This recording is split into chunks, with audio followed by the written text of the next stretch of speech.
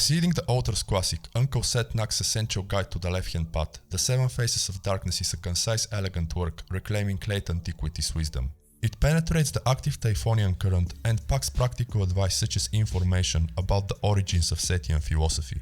While addressing all that would be lengthy, in this review I'll discuss my favorite parts, which may prove to be of great service despite your chosen path. Let me mention that this video was picked by most of you, my viewers who apparently want to learn more about the left-hand path, so what better way to help you do so than by examining another LHP classic, The Curse and Blessing of Humanity. The book's foreword is written by Dr. Michael Aquino, founder of the Temple of Set. The curse and blessing of humanity, Aquino explains, is that it exists in two worlds simultaneously. One is physical and tangible, whereas the other intangible and ethereal.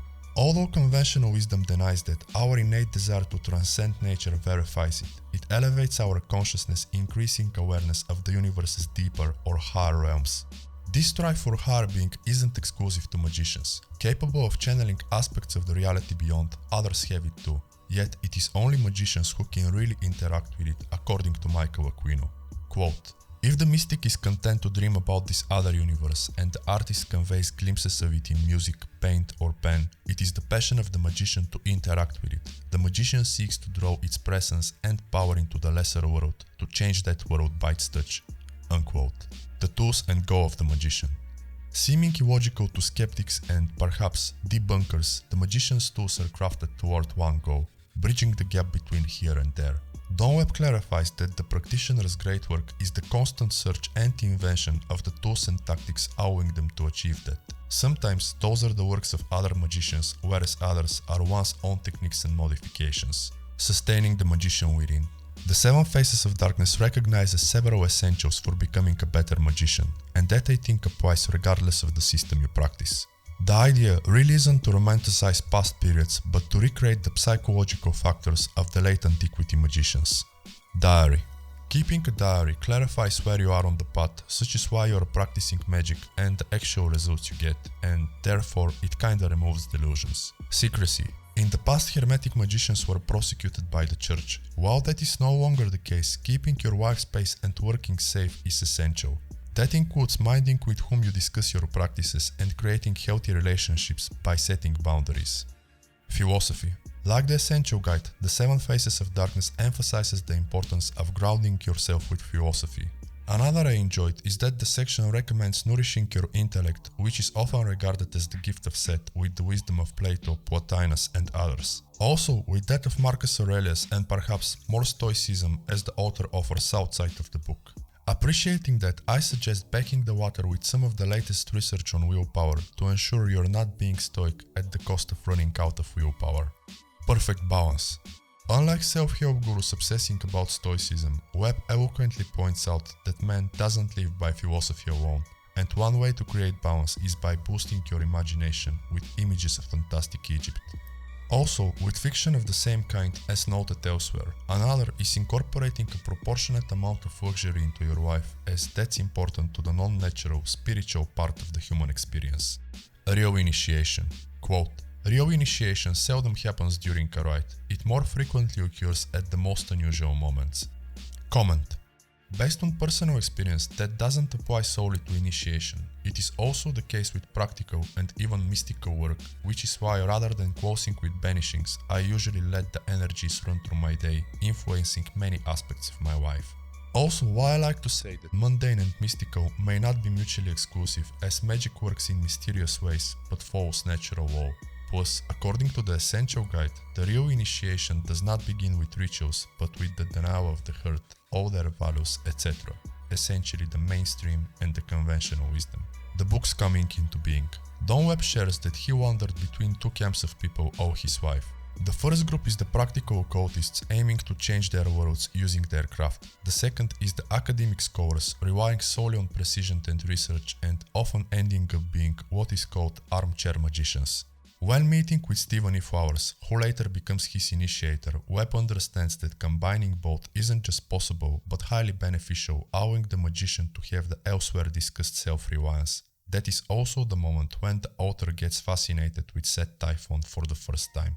Quote, Set Typhon drew my attention for several reasons. The Egyptian god Set, who represented fierce separatedness, an individual drive for power and knowledge, was a largely suppressed forbidden deity of the Egyptians. He had been patron of the pharaohs of the 19th and 20th dynasties. I was curious why this god had then, as now, a remanifestation, and why he was coupled with a Greek monster. Why did literate, well-educated men of late antiquity come to this particular synthesis? It seemed best unlikely." Unquote. Finding answers. To find answers, reverse engineering the darker operant side of Hermeticism, Webb utilized a threefold approach invented by Stephen E. Flowers. Objective analysis. The first stage is objective analysis. The Seven Faces of Darkness explains that if you want to recreate the same journey as the original operators, you want to be maximally close to where they started and arrive at the same destination. The same section includes a slight elaboration of Webb's definition of magic, which I appreciate quite a bit. Magic, the art of changing the subjective universe in order to produce a proportionate change in the objective universe depending on the passion and precision of the operator, begins with the received worldview, though by the necessity for this worldview individuates the practice of magic. Types of magic. Elsewhere, the Seven Faces of Darkness notes the twofold division of Hermetic magic. While operant magic helps you get what you need, initiatory magic opens your eyes to what that truly is. Self-Reliance. By gathering objective data, Webb explains, you become self-reliant, meaning you no longer rely on the revelations and experiences of others. On the contrary, though creating your own system likely is the most self-reliant approach, it should be incorporated with this one.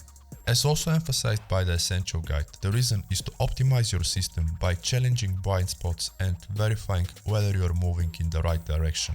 Subjective synthesis. The second stage is subjective synthesis. The Hermetic tradition is about individualism, which is even more expressed in the Setian current. The subjective synthesis is achieving two aims by finding your own answers. First, it allows you to observe, test, and articulate what is hidden in your personality. The second Webb adds is applying your personality to the external tradition, taking a facet of that in your sphere of being, and achieving enlightenment. Enactment.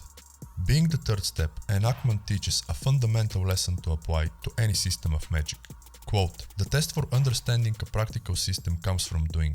One doesn't read computer manuals for their prose, nor study surgery for amusement. The test of understanding is in getting results." Unquote. Comment. Like many others, this piece of Webb's wisdom doesn't apply solely to LHP followers or Setians. Similar is emphasized by Rigardi in his one-year manual, which mainly gravitates toward beginner students of the Golden Dawn and Telima. Seek the mysteries. Interestingly, all this can be distilled in the Egyptian sentence Irstatu, which means inquire the books on magic, seek the mysteries, or travel through difficult territory.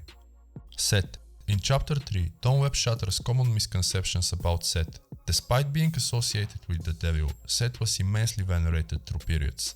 Quote, "Set in the pre-dynastic and archaic periods was an essentially positive deity introduced from the east as the god of the extension of existence." Unquote. This is very interesting considering that when Set was involved by Michael Aquino via original Enochian magic, he never defined himself as some devil or opposer. Quite the opposite. Some of what he says in Aquino's The Word of Set, in which Set speaks in Enochian, includes the following. Quote, "I am within and beyond you, the highest of life, in majesty greater than the forces of the universe, whose eyes are the face of the sun and the dark fire of Set, who fashioned your intelligence as his own and reached forth to exalt you." Unquote. Now, Set says many other things in that communication, yet he reiterates, "I am the highest of life, beyond the forces of the universe." Set on Earth. Based on Webb's research, it is a later notion that Set murdered Osiris. Originally, Osiris had died from drowning, and Set's essential function, the author explains, was expanding the borders of existence and then returning the chaos energy to the center. Set was the god of deserts and foreign lands on Earth, identified with storms and other desert gods. Also the god of Kefir, which also means development. Let me know if you'd be interested in a video on Kefir.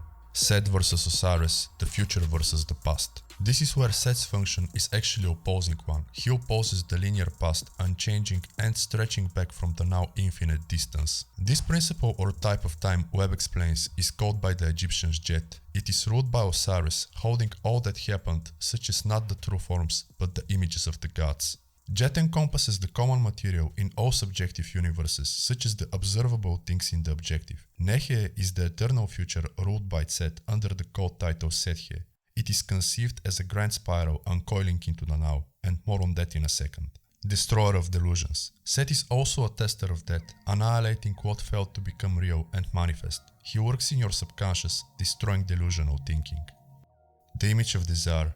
When you want something, the image of your desire for it appears in the Nehe. Supposedly, that's the potentiality of it which your desire generates and sustains. The stronger your urge, the more in opposition you are to the matrix of the past, Osiris. In my opinion, this makes solid sense considering that getting it demands a minor or more significant change in the present, which would inevitably change the past. By eventually accomplishing your goal, you have slain Osiris, yet the act of doing so becomes another memory of the past. Reflections. Considering this, I suggest meditating on the Thoth Tarot star card and how the new Aeon manifests while the former crystallizes in linear shapes. Also, that some scholars consider Set to have traits of Hadith, as he is the actual future bringer, whereas I think he incorporates characteristics of both. Lastly, think of the practical self-help advice that you should be pulled and not pushed toward your goal. Wouldn't you agree that is the better way of overcoming the static resistance of the past? Or you're convinced you can fight that through willpower? I'd be happy to learn about your reflections in the comments below. Set and Horus. The Set and Horus dynamic the author explains is a bit more complicated. It is the storm resulting from the clashing of the visible present and the individualist, and while that storm is mainly permanent, at special occasions like the Set festival, Horus and Set are actually homies. Unlike Osiris, the dead monarch made holy, Set and Horus are in an ever-moving conflict. Their interaction isn't static but alive and progressive, and also unlike Osiris, symbolizing the past, Set and Horus are gods of the future. Quote, "The relationship of Horus and Set symbolizes the struggle between individuality and cooperation, yet from time to time that struggle comes into place of unity, which is an essentially protective and regenerative function." Unquote. In my humble opinion, by reconciling those principles within, one also achieves a reconciliation between objective and subjective, while rather than dissolving, one strengthens one's individuality. Chapter 4 explains that in Egypt, individualism was first identified with Set. The individualists had been labeled as Setian, and since Setian thought is one of isolation, Set had been adopted as an isolator, whereas Typhon was the rebel. Individualism and Setian thought. The Setian experience has two aspects that are both based on desire. The first is the desire to change the already created, existing and conditioned. The second is the one to expand in that region of internal and external darkness where growth is possible. The greatest key to magic. Quote, "Understanding the world was the greatest key to magic, and therefore the primary goal of the magician was the seeking out of creative understanding." Unquote. Creative understanding, the seven faces of darkness explains, comes from mixing your intellectual and emotional faculties with the god of your psyche. Considering this, such as some of what I cover in my Middle Pure book review reminds me of what a Kabbalist would define as reconciling your Yekida, Nefesh and Ruach, but that's just my opinion. Let me know what is yours. Otherwise, like this video if it provides value, subscribe for more content like this, check my other works and books, especially the PDFs I made on the fields of operation and SRP, and I'll see you in the next one. Thank you for your time.